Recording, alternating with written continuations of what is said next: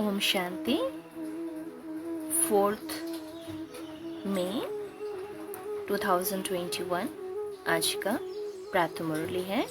मीठे बच्चे, अपने आप से पूछो कि मैं कितना समय बाप की याद में रहता हूँ। देही अभिमानी स्थिति कितना समय रहती है। तो बाबा हम सबको पूछने के लिए कहा है खुद को कि हम लोग कितना बाबा की याद में रहते हैं, कितना हम लोग देही अभिमानी अर्थात अपने आप को आत्मा समझकर चलते हैं। प्रश्न है, तकदीरवान बच्चे ही बाप का कौन सा डायरेक्शन पालन करते हैं। बाबा ने कहा जो सौभाग्यशाली बच्चे हैं, तकदीरवान बच्चे हैं, वो बाबा का कौन सा डायरेक्शन पालन करते हैं। उत्तर, बाप का डायरेक्शन है मीठे बच्चे आत्मा अभिमानी भव। जो सौभाग्यशाली तकदीरवान बच्चे हैं वो बाबा का ये डायरेक्शन, आत्मिक स्थिति में रहने का ये डायरेक्शन को पालन कर सकते हैं। तुम सब आत्माएं मेल हो, फीमेल नहीं। तो बाबा ने कहा बेसिकली हम सब आत्माएं मेल है, इसीलिए आत्मा को पुरुष कहा जाता है। बाकी जो शरीर में प्रवेश करने से फिर उसका मेल फीमेल ये ऐसे चोले में आ जाते वो। तुम आत्मा में ही सारा पाठ भरा हुआ है। अब यही मेहनत या अभ्यास करो कि हम कैसे देही अभिमानी रहे। यही ऊंची मंजिल है। गीत तकदीर जगाकर आई हूँ। अच्छा, ओम शांति। मीठे मीठे रूहानी बच्चों ने गीत सुना। रूहानी बच्चे अर्थात जीव की आत्माओं ने कहा कि हम नई दुनिया की तकदीर यानी स्वर्ग की तकदीर बनाकर रूहानी बाप के पास बैठे हैं। अब बच्चों को रूहानी अभिमानी अर्थात आत्म अभिमानी बनना है।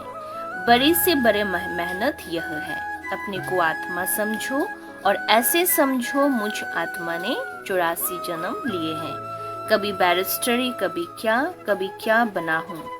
आत्मा मेल है, सब ब्रदर्स हैं ना कि सिस्टर्स। तो आत्मा सब हम लोग मेल है, इसीलिए कहा भी जाता है वी ऑल आर ब्रदर्स। हम लोग सब आत्मा भाई हैं, कभी सिस्टर्स नहीं कहा जाता। और बाबा ने कहा चलते फिरते हम सब ने 84 जन्म लिए, ये याद हमें रहना चाहिए। आत्मा कहती है ये मेरा शरीर है, तो उस हिसाब से आत्मा मेल, ये शरीर फीमेल हो गया। हर बात को अच्छी रीति समझना है। बाप बड़ी विशाल और महीन बुद्धि बनाते हैं हम सब बच्चों को। अब तुम जानते हो मुझ आत्मा ने 84 जन्म लिए हैं। संस्कार अच्छे या बुरे आत्मा में ही रहते हैं, है ना। अच्छे बुरे जो भी संस्कार होते हैं वो आत्मा में ही रहते हैं। इन संस्कार अनुसार फिर शरीर भी वैसा मिलता है। सारा मदार आत्मा पर है। ये बहुत बड़ी मेहनत है। जन्म जन्मांतर लौकिक शरीर लेते हैं। अभी हम आत्माओं को बाप पढ़ाते हैं। यह है रूहानी ज्ञान जो रूहानी बाप देते हैं। पहली मुख्य बात बच्चों को देही अभिमानी हो रहना है, खुद को आत्मा समझकर चलना है। देही अभिमानी हो रहना यह बड़ी ऊंची मंजिल है। ज्ञान उच्च नहीं है, ज्ञान में मेहनत नहीं है। सृष्टि चक्र को जानना यह है हिस्ट्री ज्योग्राफी। उच्चते उच्च बाप हैं, फिर है सूक्ष्म वतन में देवताएं। वर्ल्ड की हिस्ट्री ज्योग्राफी तो मनुष्य सृष्टि में होती है। मूल वतन सूक्ष्म वतन में कोई हिस्ट्री ज्योग्राफी नहीं है। वह है ही शांति धाम। सुख धाम में सतयुग है सुख धाम और कलयुग है दुख धाम। यहाँ रावण राज्य में किसी को शांति मिल नहीं सकती। अब तुम बच्चों को ज्ञान मिला है, हम आत्मा है ही शांति धाम में रहने वाली। ये ऑर्गन्स कर्म करने के लिए है, चाहे कर्म करे और ना करे। हम तो आत्मा है, हमारा स्वधर्म शांति है। कर्म योगी है ना, कर्म भी जरूर करना है। कर्म सन्यासी कभी नहीं हो सकते, कर्म से सन्यास ये नहीं हो सकता। ये भी इन सन्यासियों का पाठ है। घर बार छोड़ जाते हैं, खाना नहीं पकाते, गृहस्थियों से भिक्षा मांगते हैं, फिर भी उन गृहस्थियों के पास खाते तो है ना। घर बार छोड़कर कर्म तो फिर भी तो करते हैं ना। कर्म सन्यास तो हो नहीं सकता। कर्म सन्यास तब है जब आत्मा शांति धाम में रहती है। वहाँ कर्म इंद्रिय है ही नहीं जो कर्म, तो कर्म कैसे करेंगे। इसको तो कर्म क्षेत्र कहा जाता है ना। कर्म से परे मात्र हम लोग शांति धाम में रह सकते, बाकी स्थूल दुनिया को तो कर्म क्षेत्र कहा जाता है। इसमें हर हालत में आत्मा को कर्म करना ही पड़ता है। कर्म क्षेत्र पर सबको आना पड़ता है। वह है शांति धाम अथवा मूल वतन। ऐसे नहीं कि ब्रह्म में आत्मा को लीन होना है। आत्मा इस शांति धाम में रहने वाली है, फिर यहाँ कर्म क्षेत्र पर पाठ बजाने आते हैं। ये सारी डिटेल की बातें हैं। अपने को आत्मा निश्चय करो बस, और बाबा को याद करो तो विकर्म विनाश हो जाए। इसको ही भारत का प्राचीन योग कहा जाता है। वास्तव में उनको योग भी नहीं, याद कहना चाहिए। बाबा कहते हैं इसमें मेहनत है। योगी बहुत कम बनते हैं। योग की शिक्षा पहले चाहिए, बाद में ज्ञान। पहले पहले है बाप की याद। बाप कहते हैं देही अभिमानी बनो, यह रूहानी याद की यात्रा है। ज्ञान की यात्रा नहीं होता, इसमें मेहनत नहीं, इसमें मेहनत करनी पड़ती है। योग में मेहनत करनी पड़ती है। कोई तो भल बीके कहलाते हैं, परंतु बाबा को याद नहीं करते। बाप आकर ब्रह्मा द्वारा तुम बच्चों को देही अभिमानी बनाते हैं। वह देह अभिमानी थे, अभी देही अभिमानी बनने का पुरुषार्थ चल रहा है। ब्रह्मा कोई भगवान नहीं है, या तो सब मनुष्य मात्र पतित है। पावन श्रेष्ठाचारी एक भी नहीं। आत्मा के लिए ही कहा जाता है पुण्य आत्मा पापात्मा। मनुष्य भी कहते हैं मेरी आत्मा को तंग नहीं करो, परंतु समझते नहीं है कि मैं कौन हूँ। पूछा जाता है कि हे जीव आत्मा, तुम क्या धंधा करते हो? कहते हैं आत्मा इस शरीर द्वारा फलाना धंधा करता हूँ। तो पहले पहले ये निश्चय कर बाप को याद करो। ये रूहानी नॉलेज सिवाय बाबा के कोई दे नहीं सकता। बाप आकर देही अभिमानी बनाते हैं। ऐसे नहीं कि ज्ञान में कोई तीखे हैं तो पक्के देही अभिमानी है, नहीं। देही अभिमानी जो है वो ज्ञान को अच्छी रीति धारण करते हैं। बाकी तो बहुत है जो ज्ञान को अच्छी रीति समझते हैं, परंतु शिव बाबा की याद भूल जाते हैं। घड़ी घड़ी अपने को आत्मा समझ बाप को याद करना है। इसमें जिन्न मुआफिक बनना है। जिन की कहानी है ना, जैसे जिन ने कहा था, किसी को जिन प्राप्त हुआ तो उन्होंने उसको कहा मुझे काम देना पड़ेगा, सारे काम हम करेंगे लेकिन कंटिन्यूअसली मुझे काम देते रहना पड़ेगा। अगर बंद होगा काम देना तो मैं आपको खा लेंगे। तो वो तो 1 सेकंड में सब काम कर देते, तो सभी काम खत्म हो गया। अभी मालिक सोच में पड़ने लगे इसको क्या काम दूं, काम तो है ही नहीं, अभी सब काम इसने कर दिया। अगर फिर इधर काम नहीं देंगी तो फिर उसको खा जाएंगे। तो उन्होंने बहुत बुद्धि से उनको क्या कहा, ये सीढ़ी चढ़ना और उतरना ऐसे काम दिया। तो सीढ़ी चढ़ना उतरना ये तो कभी खत्म होगा नहीं। चढ़ने के बाद फिर उतरना पड़ेगा, उतरने के बाद फिर उसको चढ़ना पड़ेगा। तो इसी तरह से बाबा ने भी कहा है ये जारी सृष्टि चक्र जो है हमारा, जो सीढ़ी है, इसको भी हम लोग इस तरह से ले सकते कि हम लोग ऊपर सत्य त्रैता द्वापर के लिए नीचे उतरते, फिर उसके बाद सत्य ऊपर चढ़ते, फिर नीचे उतरते, और फिर कर्म करते हुए भी हम लोग परम धाम बाबा को याद करते, फिर इस कर्म क्षेत्र में आके कर्म करते, फिर ऊपर बाबा जी आके बाबा को याद करते। इस हिसाब से भी हम लोग इस कहानी को रिलेट कर सकते हैं। बाप भी यह काम देते हैं, मुझे याद करो नहीं तो माया तुझे खा जाएगी। माया है जिन्न, जितना बाप को याद करेंगे तो विकर्म विनाश होंगे और तुमको बहुत कशिश होगी। माया उल्टा बनाकर तुमको बहुत तूफान में लाएगी। बुद्धि में यही याद रहे कि हम आत्मा बाबा के बच्चे हैं, बस इसी की खुशी में रहना है। देह अभिमान में आने से माया चमात लगाती है। हाथ मताए का खेल भी दिखाते हैं ना, बुलारा डालने से गुम हो जाते हैं। तुमको भी माया तंग नहीं करेगी अगर बाबा की याद में रहेंगी तो। इस पर ही युद्ध चलती है। तुम पुरुषार्थ करते हो याद करने का, लेकिन माया ऐसा नाक से पकड़ेगी जो याद करने नहीं देगी। तुम तंग हो सो जाएंगे, इतना माया से युद्ध चलेगी। बाकी वर्ल्ड की हिस्ट्री ज्योग्राफी तो मोस्ट सिंपल है। तुमको घड़ी घड़ी कहा जाता है हमेशा समझो अब हमारे 84 जन्म पूरे हुए, अब हम जाते हैं बाबा से मिलने। ये याद रहना ही मुश्किल है, बाकी किसी को समझाना ये मुश्किल नहीं है। ऐसे नहीं हम तो बहुत अच्छा समझाते, नहीं, पहली पहली बात ही है याद की। प्रदर्शनी में ढेर आते हैं, पहले पहले ये पाठ सबको सिखाना है कि अपने को आत्मा निश्चय कर बाप को याद करो तो तमो प्रधान से सत्व प्रधान बनेंगे। पहले लेसन यही देना है। भारत का प्राचीन योग कोई सिखा नहीं सकते, बाप जब आकर सिखाए तब सीख सकते हैं। मनुष्य मनुष्य को राजयोग सिखा नहीं सकते, इम्पॉसिबल है। सतयुग में तो है ही पावन, वहाँ तो प्रारब्ध भोगते हैं, वहाँ ज्ञान अज्ञान की बात ही नहीं। भक्ति मार्ग में ही ज्ञान को पुकारते हैं कि आकर दुख हरो सुख दो।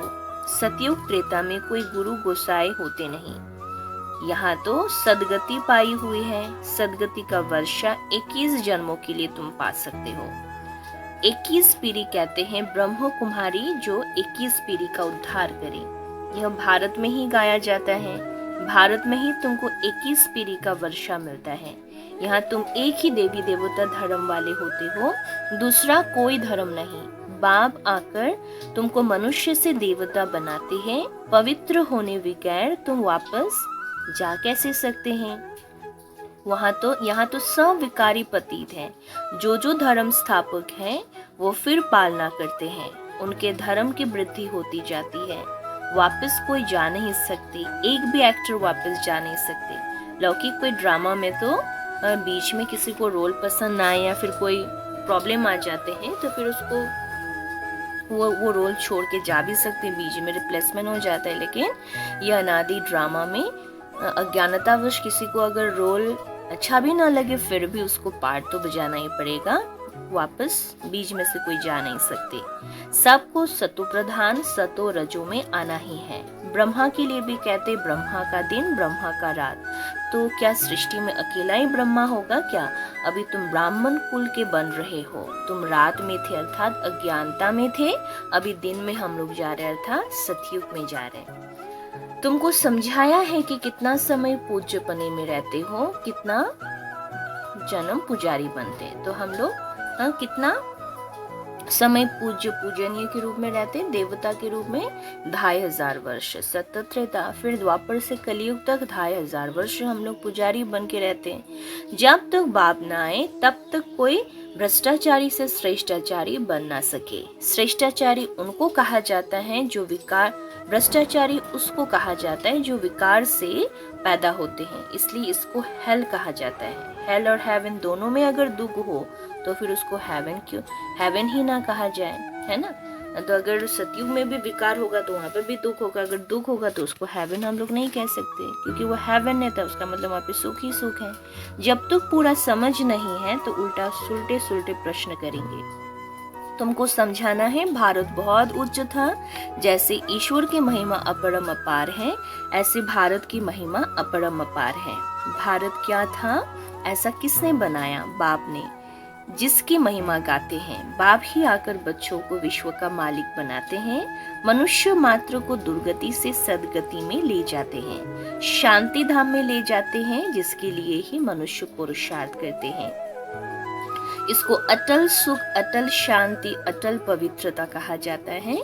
वहाँ तुम सीखते भी हो, वहाँ तुम सुख में भी रहते हो, शांति में भी रहते हो, बाकी आत्माएं शांति में रहती है। मैक्सिमम जन्म तुम लेते हो, बाकी मिनिमम वाले अटल शांति में रहते हैं, है ना। मैक्सिमम जन्म लेने वाला अर्थात सतयुग से आने वाले आत्माएं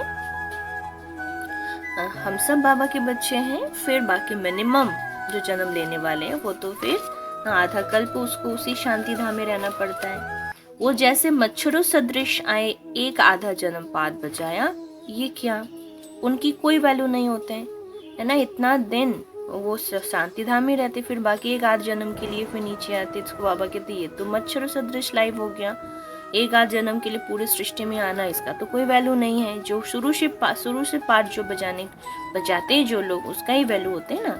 मच्छरों की क्या वैल्यू है, रात को जन्मते रात को ही मर जाते हैं। इस समय बहुत करके शांति ही चाहते हैं, क्योंकि इस समय के गुरु लोग हैं शांति में जाने वाले। इस समय जो भी गुरु गोसाई वो सारे उन लोग के सेक्शन अलग है, तो वो लोग द्वापर से या फिर उसके भी बाद से आने वाले आत्माएं, तो बाकी सत्य त्रेता वो पूरा ही शांति धाम में रहने वाले हैं। तुम यहाँ आए हो स्वर्गवासी बनने के लिए। हम तो यहाँ बाबा के पास आते हैं शुरू से पाठ बजाने के लिए, अर्थात स्वर्ग में सत्य त्रेता में आने के लिए। स्वर्गवासी को शांतिवासी नहीं कहेंगे। शांतिवासी निराकारी दुनिया को कहा जाता है। मुक्ति अक्षर गुरुओं से सीखते हैं। माताएं व्रत नेम रखती हैं बैकुंठपुरी में जाने के लिए। कोई मरता है तो भी कहते स्वर्गवासी हुआ, कोई होता नहीं है। लेकिन भारतवासी हेवन को मानते हैं ना, समझते हैं भारत पैराडाइज था। शिव बाबा भारत में ही आकर स्वर्ग की रचना रचते हैं, तो जरूर यहाँ ही रचेंगे ना, स्वर्ग में तो नहीं आएंगे। कहते हैं मैं आता हूँ स्वर्ग और नरक के संगम पर, कल्प कल्प के संगम पर आते हैं। उन्होंने फिर युगे युगे लिख दिया है, कल्प का अक्षर भूल गए हैं। ये भी खेल बना हुआ है, फिर वही रिपीट होगा। इस अंतिम जन्म में तुम बाप को और सृष्टि चक्र को जानते हो, कैसे स्थापना होती है नंबर 1 सो तुम जानते हो। ये सारा खेल तुम भारतवासियों पर ही बना हुआ है। अभी तुम बाप द्वारा राजयोग सीखते हो, बाप की याद से ही राज्य पाते हो। चित्र भी खरे हैं ना। ये सब चित्र किसने बनाया? इनको कोई गुरु गोसाई आदि तो है नहीं। अगर कोई गुरु होता तो फिर तो भी गुरु को एक शिष्य थोड़ी होते, अनेक होते थे ना। तो ये नॉलेज सिवाय एक बाबा की और कोई जान न सके। बहुत लोग पूछते हैं ये चित्र तुम्हारे क्या दादा ने बनवाए हैं? तो ये तो बाबा ने, शिव बाबा ने दिव्य दृष्टि से साक्षात्कार करवा के बनाया है ना। बैकुंठ का भी साक्षात्कार कराया है, वहाँ कैसे स्कूल चलती है, क्या भाषा होती है, सब साक्षात्कार किए हैं। बच्चे भट्टी में थे तो बाबा बच्चों को बहलाते थे ना। कराची में सिर्फ तुम ही अलग रहे हुए थे, जैसे अपनी राजाई थी, अपनी तात, अपनी बात, दूसरा कोई समझ ना सके। समझते थे हम खुदा प्रस्त हैं। बाबा ने समझाया तुम हो नन्स। नन्स मतलब नन बट वन, एक बाबा के सिवाय और कोई को याद नहीं करना। ये नन्स क्राइस्ट को ही जानती है ना, उसके सिवाय कोई को नहीं। तुम जानते हो वर्षा एक शिव बाबा से मिलता है। शिव बाबा तो है बिंदी, वह भी कोई द्वारा ही समझाएंगे ना। प्रजापिता ब्रह्मा तो जरूर यहाँ होगा। बाप कहते हैं इनके बहुत जन्म के अंत के जन्म में पतित शरीर में प्रवेश करता हूँ। अच्छा, धारणा के लिए मुख्य सार 1 नंबर पॉइंट है, ज्ञान को अच्छी रीति धारण कर देही अभिमानी बनना है। यही मेहनत है, यही ऊंची मंजिल है। इस मेहनत से आत्मा को सतु प्रधान बनाना है। 2 नंबर, जिन बनकर याद की यात्रा करनी है। माया कितने भी विघ्न डाले, लेकिन मुख में मुल्हारा डाल लेना है। माया से तंग नहीं होना है, एक की याद में रहकर तूफान हटा देना है। वरदान, अलौकिक खेल और खिलौने से खेलते हुए सदा शक्तिशाली बनने वाले अचल अडोल भव, अर्थात अलौकिक जीवन में माया के विघ्न आना भी अलौकिक खेल है। तो बाबा ने कहा ये विघ्न जो परिस्थिति आते हैं वो भी एक खेल है। जैसे शारीरिक शक्ति के लिए खेल कराया जाता है ना, शरीर की शक्ति बढ़ाने के लिए बहुत सारे एक्सरसाइज व्यायाम आदि कराए जाते हैं ना, तो वैसे अलौकिक युग में ये परिस्थितियों को खिलौना समझकर इसे अलौकिक खेल खेलो। तो बाबा ने कहा ये जो अलौकिक जीवन में परिस्थितियां आती है इसको खिलौना समझो, और इसको ये अलौकिक खेल है, इसको खेलने से कौन सी शक्ति बढ़ेगी? आत्मा की शक्ति बढ़ेगी। तो इसलिए बाबा ने कहा इनसे डरो नहीं, घबराओ नहीं, सर्व संकल्प सहित स्वयं को बाप दादा पर बलिहार कर दो तो माया कभी वार नहीं कर सकती। रोज अमृत बेले साक्षी बन स्वयं को सर्व शक्तियों से श्रृंगार करो तो अचल अडोल रहेंगे। स्लोगन, बाबा ने कहा कोई भी संसार समाचार सुनाना ये भी स्वयं में खिचड़ा भरना है। तो बाबा ने कहा ये चीची कलयुगी दुनिया के कोई भी समाचार सुनना और दूसरों को सुनाना ये भी जैसे कि खिचड़ा जमा करना है, खुद को मलिन कर देना, गंदा कर देना है। अच्छा, ओम शांति।